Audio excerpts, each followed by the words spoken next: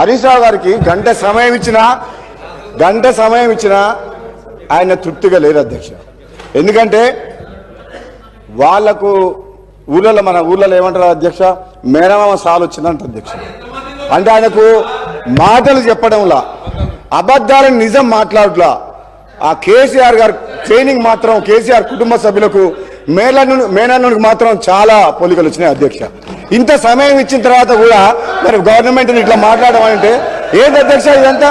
అధ్యక్ష నేను ఎందుకు చెప్తున్నా అంటే మన వ్యక్తిగతంగా నా పేరు తీసుకుంటే అధ్యక్ష, వ్యక్తిగతంగా నన్ను ఏమన్నాడు, నేను ప్రసంగానికి అడ్డు తగులితే ఏమన్నాడు, నువ్వు ఎంత మొత్తుకున్నా నీకు మంత్రి పదవి రాదు అని అన్నాడు అధ్యక్ష. సభా సాక్షిగా మైక్లో ఏమన్నాడు, నేను అడ్డుకుంటుంటే నువ్వు లేచి నిలబడితే మంత్రి పదవి రాదు, కూర్చో అన్నాడు అధ్యక్ష అన్నాడు.